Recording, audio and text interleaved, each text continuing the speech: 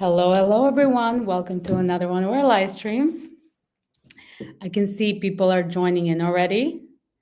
So while we wait for people to trickle in, I'm just quickly going to introduce myself. I'm Angie, and here today, I'm honored to have our HighGraph Chief Product and Technology Officer, Mario.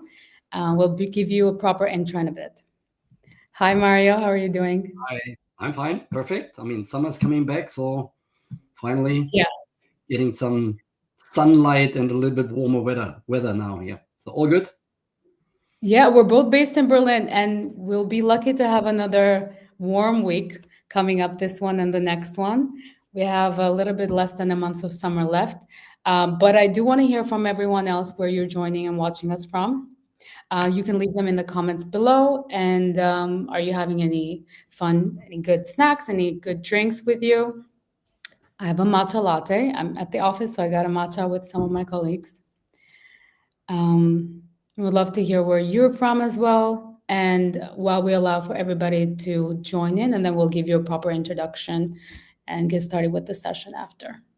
So we didn't discuss it. I have the same color, at least, Angie. It's also this kind of greenish, but still just some water. We're on the matcha theme. Yeah, we're together with the matcha theme, right? I think a lot of people have already joined. We have Liam from Berlin. Hello. Another Berliner. Great. Yes. It's also great when we have people from North America watching, but also, anywhere, EMEA or Berlin. I see a lot of people are already joining, so maybe I can start with a proper introduction for myself and Mario. I'll pull in the slides as well. Like I mentioned before, I'll be your host for today. I'm Angie. I'm a field marketing manager here at HighGraph. And here with me today, I have a very exciting guest. We have our Chief of Product and Technology Officer, Dr. Mario Lenz. Here's like the LinkedIn profile for Mario if you want to connect with him. And I want to give him a proper introduction. In his career, Mario has been developing product and platform strategies, specifically in the B2B SaaS environment, but also with a focus on user-centric solutions for tangible technology. I'll leave his LinkedIn profile in the chat if you want to connect with him, but also our community Slack channel. You can find me, Mario, and other HighGraphers in the community Slack. You can talk to us about any of your questions from the session today, or in general about any HighGraph questions that you might have, tips, or anything that you need to get started. And then before we get started with the session, I want to remind everyone that you can leave questions for the end, but also during the session here in the Q&A box or the comments box in YouTube. And please be kind to each other in the comment section while we enjoy the session from Mario. All right, I think it's time to get started. So Mario, feel free to take this away. I'll be in the backstage and reading all of your comments. Okay, thanks for having me. By the way, referring back to the Slack channel, again, as Angie just said, I mean, feel free to join there, get in. I mean, all of the product team is very active there, so we're actively observing your questions, comments, suggestions, everything, and having a lot of exchange of ideas in that channel. Good. So let me take the stage then here. So what I would like to talk about today is what we call here actually agents taking over, specifically in the commerce space. I'll talk about that in a moment. But nevertheless, the CMS will still play a vital role. And I will comment and explain what we have in mind here in a minute. First of all, I mean, we've all seen an explosion of AI capabilities, essentially. So most recently, in the direction of agentic AI, Gen AI is already, well, old, you can say. Yeah, it's still very young and dynamic and exploding and a lot of capabilities, but agents agentic AI is really the area that is very dynamic. So it's all about autonomous agents moving beyond just assistive tasks, but really getting into actual execution. So autonomous behavior. Interestingly, there are, on the one hand, AI native players. I mean, like Perplexity, OpenAI, so that basically emerged from that space. There are also more traditional tech giants like Google or Microsoft in that space. And even more interestingly, there's companies like Walmart. So, good old brick and mortar, very traditional companies who nevertheless step into that arena and build and are developing, in that case, AI shopping agents. So we definitely see this shift towards agentic AI, not just in commerce, but generally in our arena in content management overall.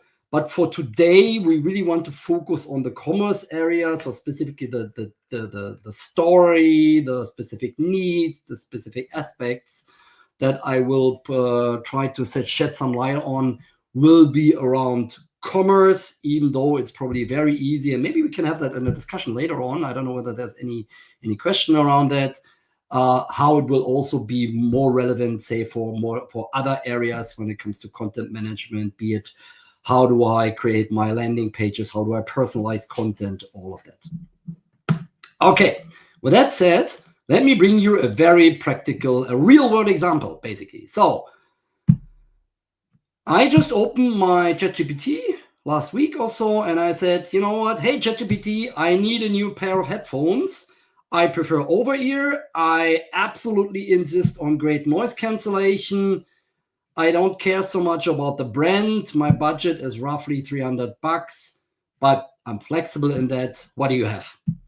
And you can see here on the left-hand side of that slide that I got an immediate, based on that prompt, I got an immediate response just seconds later. So it had all the results. It had a detailed breakdown of all the outcome. It even would rate according to my personal preferences, as we can see it here. And even more, there was even a tip about, say, potential discounts, or in that case, where I could wait for limited time sales. So actually a recommendation by the AI of, hey, maybe you wait a few minutes or you wait a few days and then get a better offer. By the way, this one in German, when I tried the same in German, was even better, but because it even told me, unfortunately, it did not work in English. But in German, it even told me, hey, there is a new model coming up from that and that vendor. I don't want to mention that one here. From that and that vendor, so maybe you better wait for the new model. And because either you get the better quality and the more modern model, or maybe the old models, with the old models, you get some discount. So, I mean, that is obviously something where the AI is already going beyond traditional stores. I mean, you would not imagine that Amazon or whatever vendor even tells you to wait with a purchase decision. Yeah, quite the opposite. So all in all, you might still think, yeah, great, but you know what? How is this agentic? And still, yeah, it looks like a little bit of Google Shopping with a bit of AI on top. So it's not really new. But now, then let's take a look at Perplexity, particularly Perplexity Pro. I mean, it's not available globally yet, but in certain regions only. But here, suddenly everything is integrated. So what we do have is a true product search. We do have comparison of products. We have availability. We have pricing.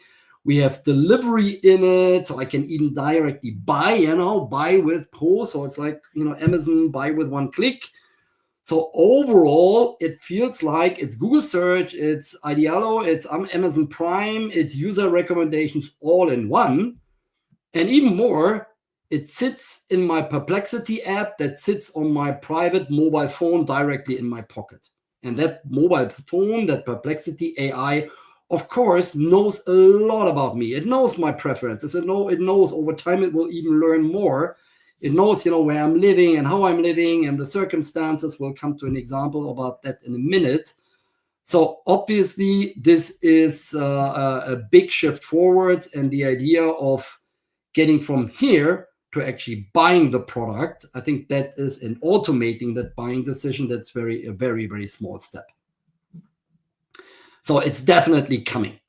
Now you might wonder, yeah, great, you know what, but who will ever buy from an agent? Who will ever really give that autonomous decision to an agent? In the end, humans will still insist on being there and being involved and making the final decision and everything. But actually, no, maybe that's true for people like me, like dinosaurs in the industry. But, research shows that, for example, Gen Z shoppers are very likely to accept these AI-powered product recommendations or even hand over purchase decisions. That's actually the last line that just in case you cannot read it here, on the side, the last row in the chart on the left shows, how they would hand over purchase decisions to the AI.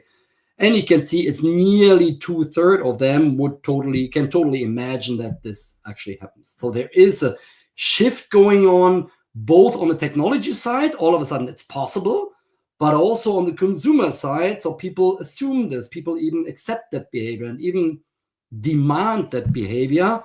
We all know how Google search is going down, for example, in exchange for ChatGPT, Claude, Perplexity, you name it, going up.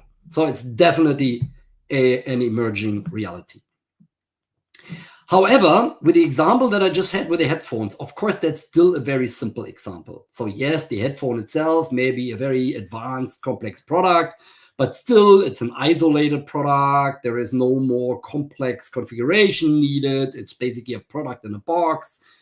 And also, again, I just asked for it. I didn't really delegate the buying decision to the AI. But now imagine what happens if these systems handle more complex workflows, and they don't just advise, but they really act on that purchase decision. So basically, what if it's not just a single product, but more and more complex setup? And to explain what I have in mind is in a better way, let me tell you a little story. So this is Anna. Imagine Anna has just joined a new company. Maybe it's a company like HighGraph, because we are, remote first, and she just joined us. It is now planning to equip her new home office equipment.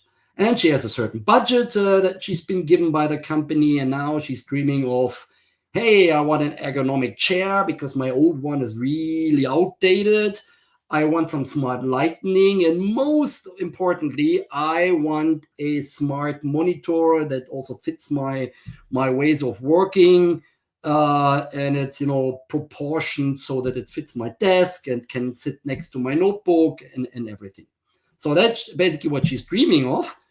And of course, ideally, she wouldn't want to bother about it. Ideally, she could just delegate the task, let it be ordered automatically without having to browse dozens of pages and shops and vendors and all of that. But that automation doesn't exist yet. With the agent AI, I think we will get there. So what happens? Because that doesn't exist yet, well, because Anna is new to the company, after work in her spare time, she will sit down, she will click through countless of product pages, compare sizes, pricing information, reading reviews by other users, other consumers, and in the end, collect the number of items and just hope, fingers crossed, that everything will match and fit in the end. So that is in many online shops. Very often she even has to register with accounts and new ways of logging in and new passwords to remember, new password policies. You know how that goes. So it's really, really confusing and annoying. More accounts, more passwords, more things to remember and all of that. Finally, after several days and probably hours and hours and hours of browsing, she places her orders, clicks them through, finishes all the checkouts and payment forms. And now, as I said, fingers crossed, hopefully everything will work out nicely. And then the delivery arrives a few days later, and then, oh my God, it's not exactly what she was expecting. In fact, it's quite a disaster. And why? And what exactly is the disaster? Well, first thing first, well, the monitor has a higher stand. So while the dimensions of the monitor itself are great, the stand doesn't quite work. And now basically the monitor is too high. So that's why it bumps into the wall, because maybe Anna, like I have it, has a home office that is under a sloped ceiling. So that really doesn't work well. Okay, maybe she can find some kind of workaround. But if even Anna struggles with it, I mean, how would an AI even understand this?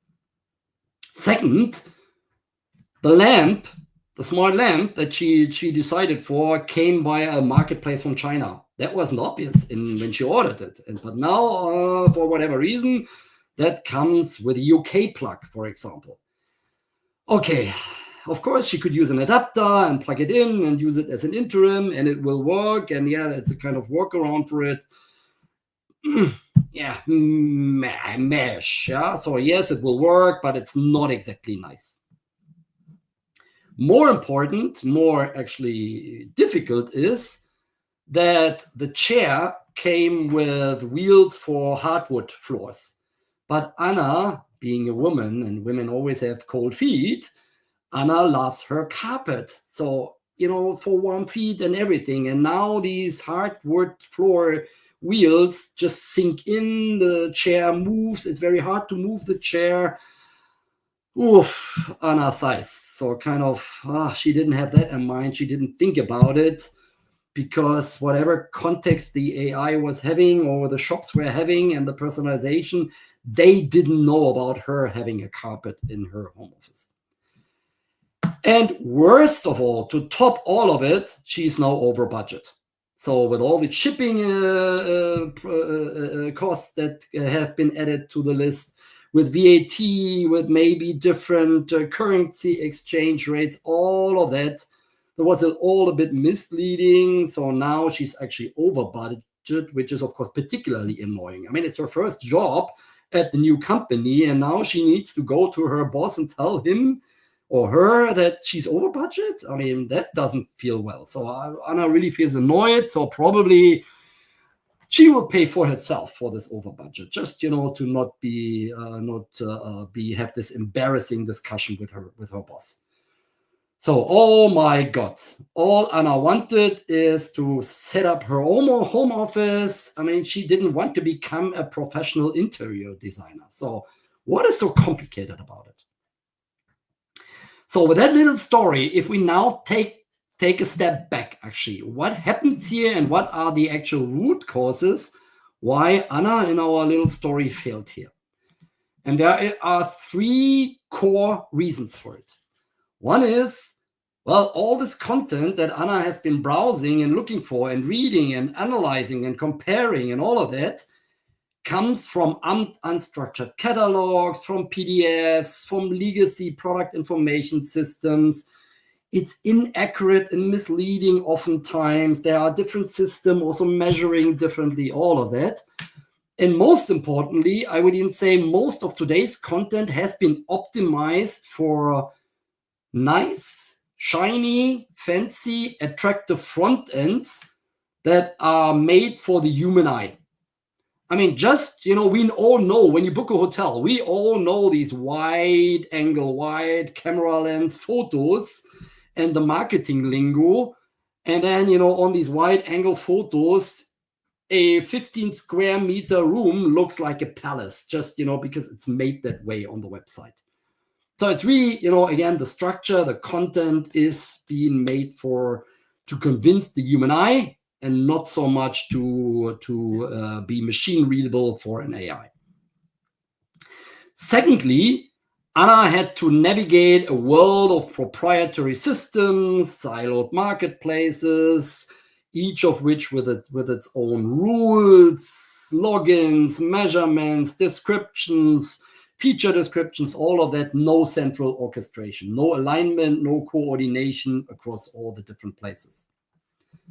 And third, yes, there is personalization in, as we know today, but let's be honest, today's personalization is all about usage tracking. So, hey, because you bought that product before, you might be interested in this other product. But how often would Anna buy equipment for a new home office? That probably happens every 5 years, 7 years, 10 years, I don't know. So actually the real personalization doesn't really help. And as we saw, the system or the entire environment didn't know about Anna's carpet, for example. So these three root causes are really critical, mission critical, I would even say. So this is why this kind of buying and this kind of buying process is really tedious, error prone, frustrating. And that is even what blocks, what I would say, even with AI and agentic behavior, that will be a big problem for these agents, because they will essentially suffer from the same issues. But now, how could it actually look like? How do we envision, the future might look like? Well, what if Anna didn't have to figure out all of that, everything on her own, but, she had some kind of agent? Maybe it's that kind of Perplexity in your pocket, or whoever the vendor is. She didn't have to compare dozens of tabs and products and whatever, but she just tells her personal assistant, AI assistant, hey, please set up my home office. I prefer some ergonomic, stylish products. Make sure they are compatible in a technical sense. And please stay within budget. So that's super important because, again, I don't want to have that embarrassing discussion with my boss. In that situation, I could very well imagine that now basically a system of agents get involved. So maybe in the first step, a profile agent would understand and maybe also ask back questions, refine the actual preferences and needs. Then a research agent does the actual search for compatible products. A UX agent might generate a preview of these products, or maybe Anna could see how the monitor would look like on her desk, in her environment, like in an augmented reality kind of fashion. Then a commerce agent would actually pick the best offers and make the buying decision. And finally, maybe a service agent for the premium products, like the very pricey monitor, would decide, maybe we add the third year of warranty to it just to be sure, because it's a premium product. So add some extra time of warranty. If we envision this future, what's actually needed? What do we believe is needed compared to the problems that we saw before? Well, we had these three issues here, the three root causes, as I called them. So first of all, instead of unstructured catalogs for these fancy websites and the human eye and pleasing the human eye, we need high resolution granular content. So it's really content that is machine readable, that is clear, that is very granular don't think about pages or websites or whatsoever, but really fine granular, very local pieces of content. Secondly, we need, instead of these proprietary solutions, we need a network of AI agents that collaborate with each other, so that they can really exchange information. And this kind of idea that I just shared about the profile agent and the research agent and the commerce agent and so on, that they can really collaborate with each other. And lastly, we need the intelligent context of the user or buyer or decision maker here that is really based on that specific context and not just on simple personalization by usage tracking in the browser. We believe that headless CMS systems like HighGraph have a clear advantage and a clear edge here. We just go through that. I mean, high resolution granular content. Yes, this is what headless CMS is all about. So it's all about structuring the content, even like a data model on that kind of level. It's about things like GraphQL, where you can have very precise, accurate, flexible queries so that you can really fetch the data exactly as you need it. Network of AI agents, of course, MCP comes to mind, but also things like API first, which again is something that is built into headless CMS. So you always are API first, which of course makes these interactions and collaboration of agents way, way, way simpler. And then again, the context could also come via the either via the CMS or however you collect it. Probably that could also that would also be outside the CMS, so more, again, the assistant that I have on my mobile phone that I have in my pocket. So with all of that, it would all be great. It would all be nice. The future would be bright. All would work nicely. Well, until it doesn't. And for that, let me actually bring you another real world example that we really faced here at HighGraph. So at HighGraph, we do have a sales agent on our website, and it's very smart. It can solve a lot of questions, a lot of difficult questions, answer those questions, but it also has some issues. So for example, here, I don't know whether you can read it. It's a bit small here, the font on the screen. Basically, a customer was asking about whether they can use HighGraph offline, in an offline mode. And with, they fully answered it, and the AI fully, convinced, came across that, yes, of course, there is an on-premise hosting solution. You just need to do this and that, and then you can do that. And of course, this is just plain wrong. I mean, there is no offline solution. There is no on-premise solution. HighGraph is a pure native SaaS solution. Yes, we deploy globally. Yes, we support, global rollout and our customers all over the place, all over the planet. But no, there's no way of being able to run it locally on premise.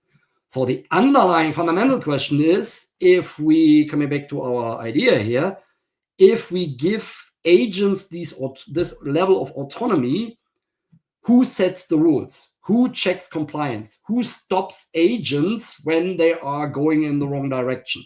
Who said what was in that example of commerce? Who says what was wrong? Who checks what was bought? What was recommended? What was ordered? So that's a big thing that is missing here so far, even with what we just had on the previous slide.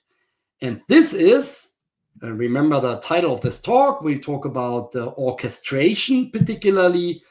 This is where we believe a headless CMS is particularly strong, because a headless CMS already comes with all the tools to basically manage your team. And when I'm speaking of team, I mean your human team, your developers, your content editors, your designers, everybody. So it already comes with, with roles and with permissions and content workflows and version history and audit logs and trails and all of that. So all the means that you have in place in order to manage and to observe and to orchestrate who is doing what and who is allowed to do what. Now, the same tools can also be applied to agents, of course. And this is where we see a big advantage of headless CMS. And we know that, for example, a lot of our customers emphasize how strong our role and permission system is. So it's very simple, and actually we're working on that now, and you will see something of that delivered by the end of this quarter, that we will be able to actually control agents, AI agents, by way of role and permissions, by way of content workflows. So it's really making sure that the CMS is not only managing the content itself, but is also orchestrating and managing basically who is doing what and which agent, goes wild. So essentially providing guardrails, if you want to call it this way. And again, as I said, CMSs are really best positioned for that because they have all these capabilities already. And the main step is to also apply the same methods for agents that we already have in place for other team members. So when I'm saying other team members, I mean humans, your team colleagues from the developer side, from the content editor side, from the design side, from the marketing side. So to summarize, there is no single system. There is, of course, you need the headless CMS for the content. Of course, you need the commerce system for the checkout and transactions. Of course, you need the AI agents working together. Otherwise, we will be stuck in silos and, being lost in translation like Anna was in our little story here. But, and that's the second part where HighGraph, for example, comes in here, we still need this governance layer, because without the governance, there will be zero trust, and then there will be a lot of bad decisions. And then, people will just complain about misleading information, wrong information. Again, HighGraph being available on premise offline. I mean, just plain wrong.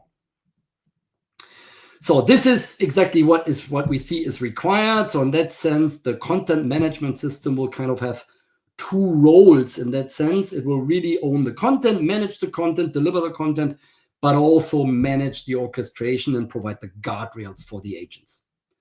Now for you, what does it mean for you if you're running a project, if you're implementing a project? What are kind of recommended actions that I would see? Well, first of all, optimize your content structure, optimize your content architecture. If you're still more on a legacy CMS side, I mean, I brought my own project from WordPress to HighGraph, for example, about, 8 months ago.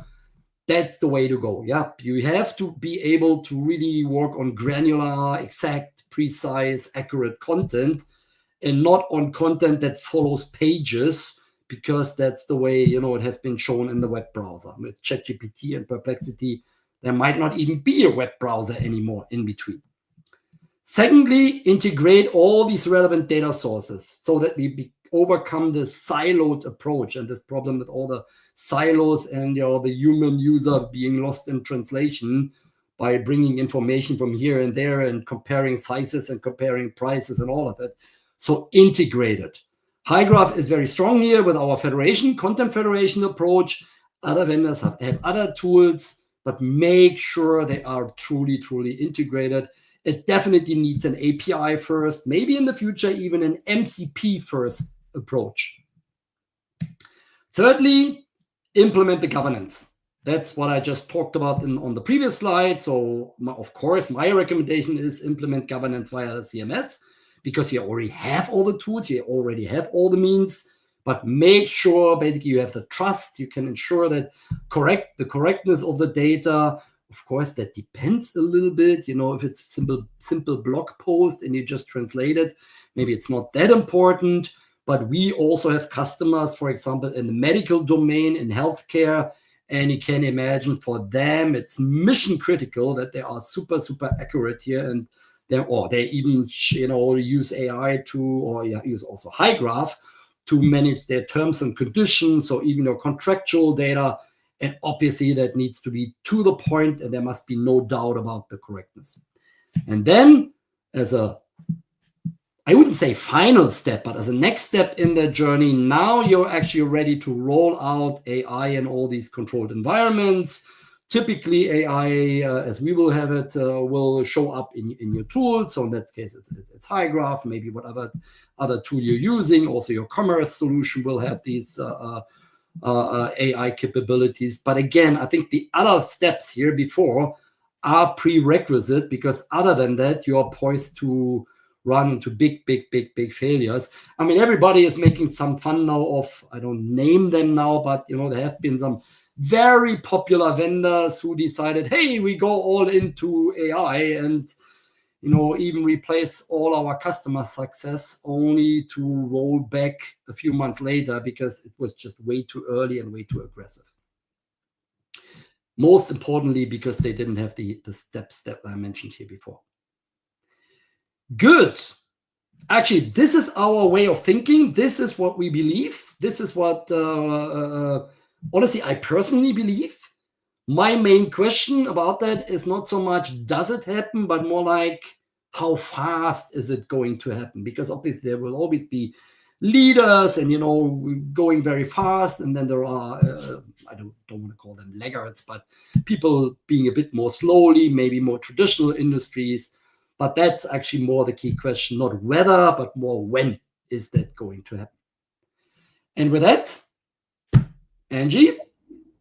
It's time for questions, right? Yes. Thank you so much for the presentation, Mario. I want to hear some questions from the audience here. What questions do you have for Mario, or what you were wondering with in terms of this topic and agentic AI? Please leave them in the chat. We have some time to answer them. And then we'll get to some of the other comments in the end. Let's give them a couple of minutes.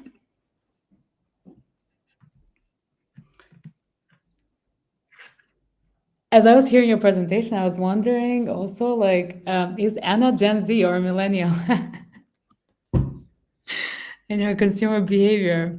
Oh, okay. We already have a question, so we can get started. This one's a question by Liam. In your example, let's say Anna used ChatGPT agent to search and buy her home office devices. How can we best improve geo targeting through content in the CMS? First answer, I don't know. Very honestly, very frankly, because I think geo is just emerging. Yeah, that's the main reason. Everybody, I think, is aware and knows and feels that there will be a successor of SEO.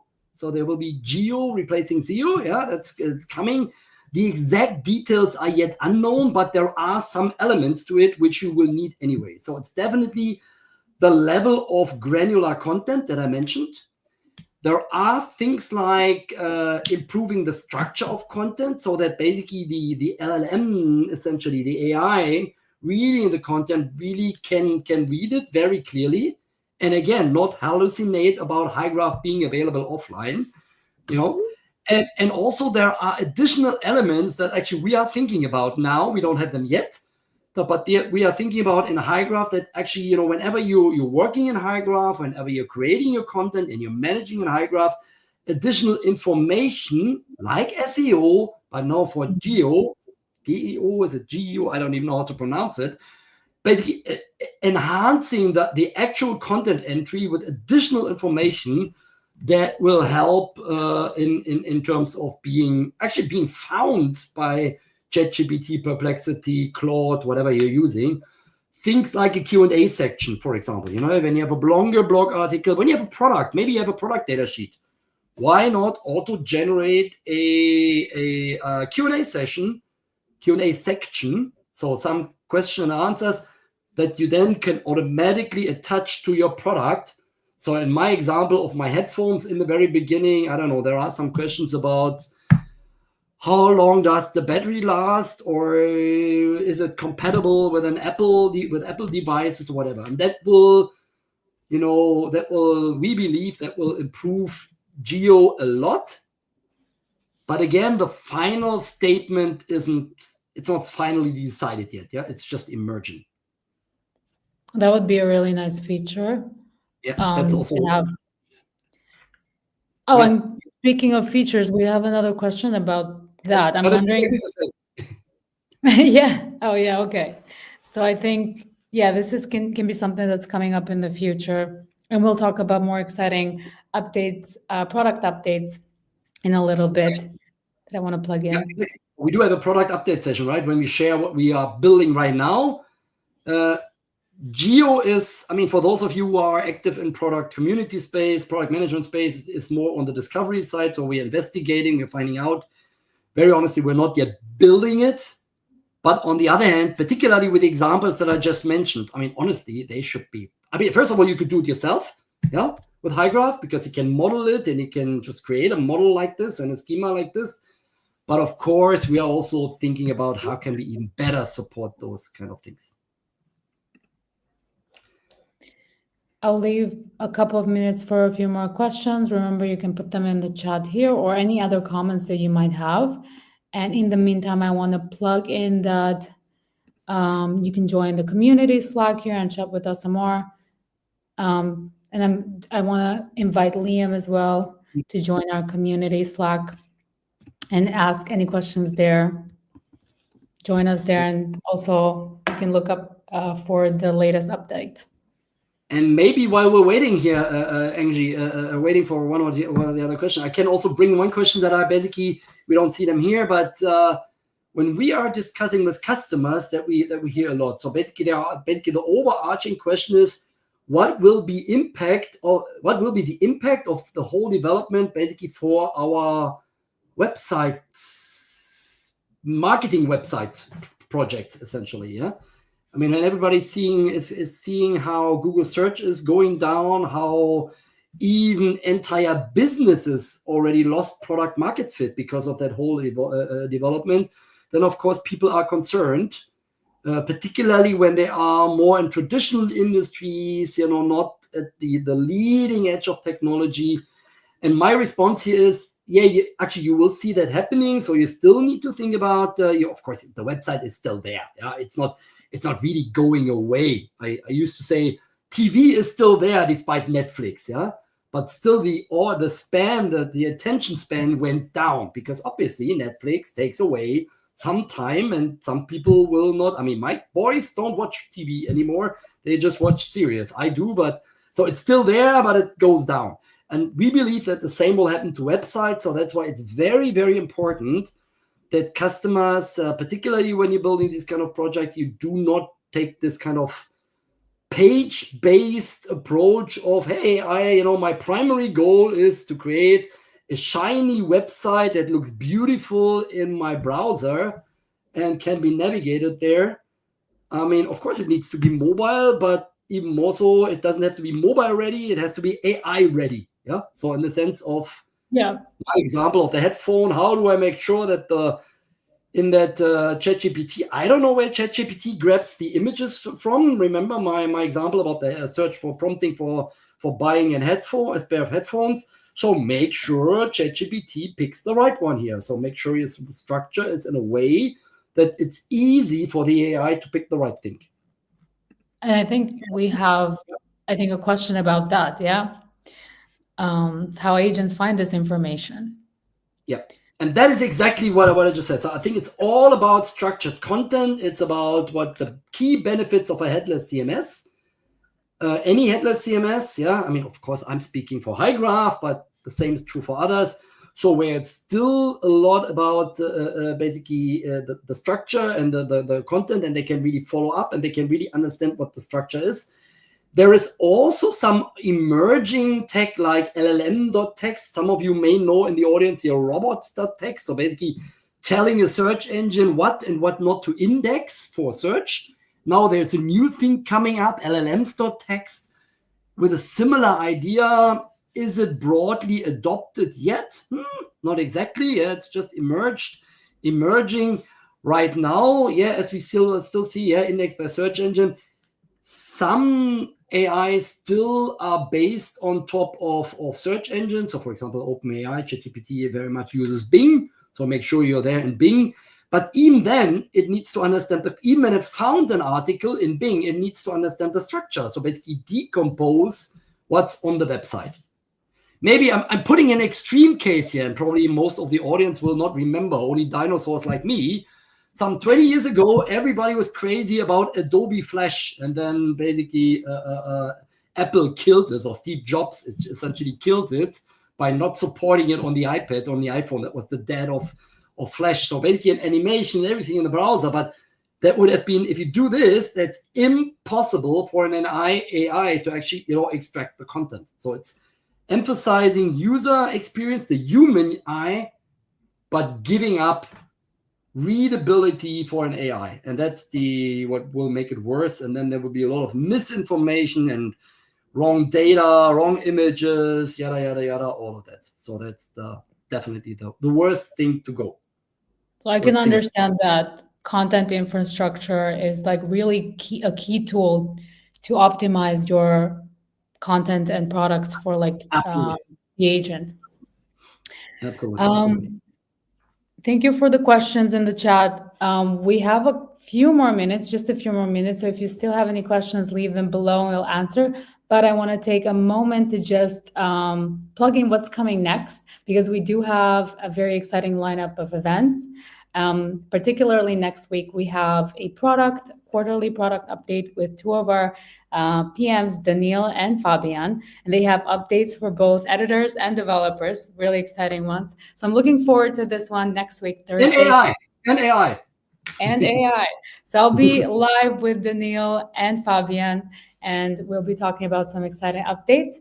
And next, we do have a webinar feature with one of our partners, Turbine Kreuzberg. This is an exclusive conversation, again, on AI, what really works for B2B product portfolios. And the conversation will be exclusively in German for our partners, customers, prospects here in the DACH region. I'm looking forward to that one as well. And more exciting events such as vibe coding. We have a vibe coding. We have a new program with ESAM around content architecture and content modeling live for you. So please check out our events page. And like I mentioned one more time, I'd love for you if you can join this community Slack. Domsky and Liam, particularly, you had some questions. We want to talk to you again. We want to chat with you again. So please feel free to join our community Slack, and you can find me, Mario, Daniil as well, and other high graphers in the community Slack. Well, since we don't have any other questions, any other things you would like to share with the audience? And then we can wrap this up, Mario. Good. Yeah, that went well. Thank you so much for joining me in the live session, Mario. Pleasure. I always enjoy these sessions. So great. And we'd love to see you again. So subscribe to our channel and we'll see you next time. Thank you. And yeah, bye-bye. Thank you. Bye.